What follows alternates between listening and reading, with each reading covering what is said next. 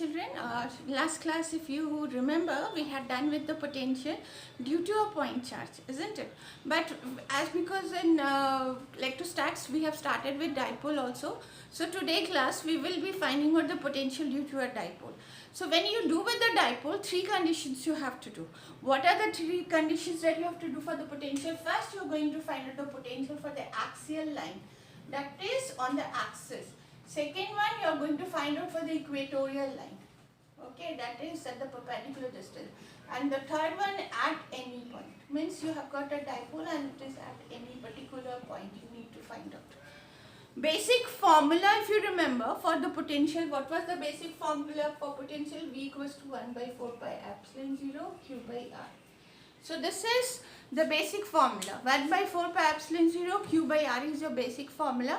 So first let us start with the class finding out the potential due to a dipole on the axial line. We are finding out for the axial line, and in order to find out for the axial line, so we will have two charges as usual again, Q1 and Q2. So let us find out for the axial line. Let us assume this as the dipole AB. This is minus Q, this is plus Q. The distance between the two is 2L. Let us assume P is the point. This distance. Okay, so this is what? The same thing that we had taken for the electric field. Here AB is the dipole, O is the center of the dipole, and P is the point at a distance R from the center of the dipole where we are going to find out the electric potential. Now as usual, we will find out the potential at P due to the plus Q charge, and we are going to find out the potential at P due to minus Q charge. So let us find out the potential at P. Potential at P due to plus Q. So that is V1 is equals to 1 by 4 pi epsilon 0 Q divided by, what is the distance? See, if we want to consider the distance BP, so it will be R minus L. So it is 1 by R minus L. Okay. Similarly, potential at point P due to minus Q charge is V2 equals to 1 by 4 pi epsilon 0. This is minus Q. You have to consider the charge. Minus Q divided by distance is R plus L. So it is R plus L. Okay. So the total potential we have, total potential V is equals to V1 plus V2. So we will take 1 by 4 pi epsilon 0 as common, and then we can take Q also as common, and we are left out with 1 by R minus L minus 1 by R plus L. Okay. So this is 1 by 4 pi epsilon 0 Q. This is R square minus L square, A plus B into A minus B, R, A square minus B square. This is R plus L. This is minus R, minus plus L. So it goes, so it is Q into 2L. Q into 2L is what? The dipole moment P. So what we are getting up, the resultant potential as 1 by 4 pi epsilon 0 P divided by R square minus L square. Now in this case, if we have the condition that R square is R is much greater than,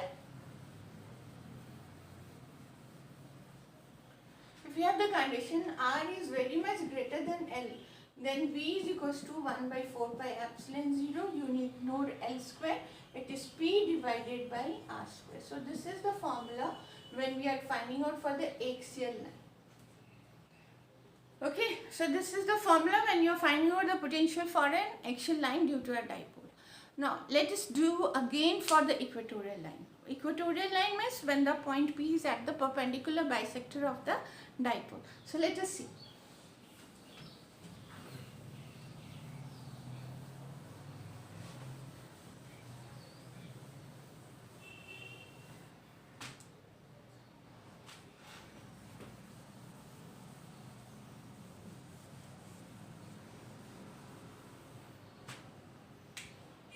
Again you will take AB, this is your center, this is point P, this is minus Q, this is plus Q, the distance is R.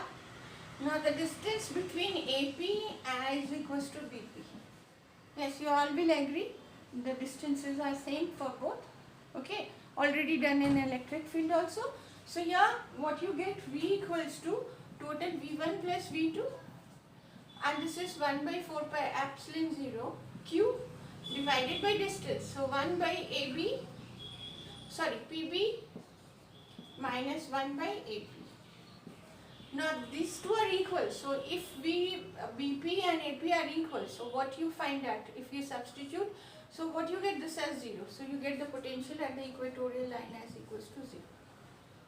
Okay, so the potential at the equatorial line, what we are getting up, 0. So we have done the first case when we did with the axial line, the second case when we had done with the equatorial line, when we have taken the point P on the perpendicular bisector.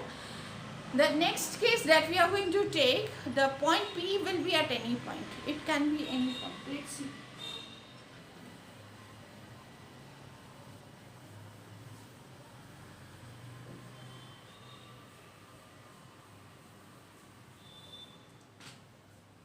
So this is your dipole AB, this is minus Q, this is plus Q, okay.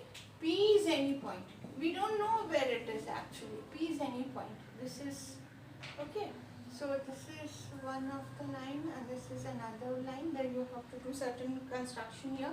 So this, let us assume the direction of the dipole moment is from negative to positive. We are taking by construction, like we are taking up this point. Let us point, this is A. So let us take D, C, and this take as point D. You have to make certain assumptions. So P is at a distance R. P is at a distance R. So in this case, the whole distance from O to P is R. O to P is R. And the distance of AO is equals to BO is equals to L, because the total length is 2L. This is the dipole, the total length is 2L. Okay. So it means this is L. So if this is theta, so this is perpendicular. So what will be the value of this from here to here? OD. OD will be L cos theta. Similarly, OC will be L cos theta. This is also theta. So in this case, we will consider when we are finding out the potential at P due to the plus Q charge and minus Q charge, we will consider that OP is nearly equals to PD. So here the condition PD, so till here it is R and this is L cos theta. So what will be the distance of this? This will be R minus L cos theta. And then AP will be considered as equals to PC. That is R plus L cos theta. So if we have to find out the total potential, then the total potential is 1 by 4 pi epsilon 0. Q will be common for both. Q will be common for both. And this will be, for this charge Q, we are going to take up this. So it is 1 by R plus L cos theta minus 1 by R minus L cos theta. This is minus. So minus, yes. So what exactly you have to do? You have to do both the way. You have to take up the condition that you are taking up here R minus, this is, you take it as negative and you take positive, because for both the charges. So this is 1 by 4 pi epsilon 0 Q. This is 1 R square minus L square cos square theta. Okay. So this is R plus L cos theta. This is minus R plus L cos theta. So cancelled out. So again you are left out with, if you take Q, what you are getting up? You are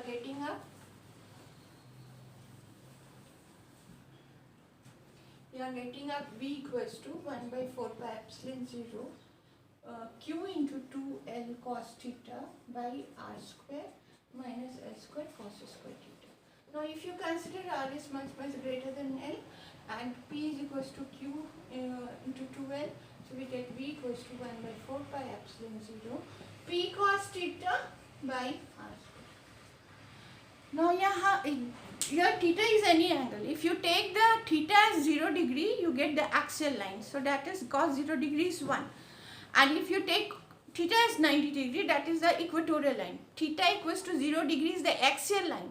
So you get cos 0 degree 1, so p by r square we have already derived. If you take theta as equals to 90 degree, for the equatorial line, you get this as equals to 0, cos 90 degree is 0. So from this equation you can derive the other two. Okay, so please go through it properly. Thank you.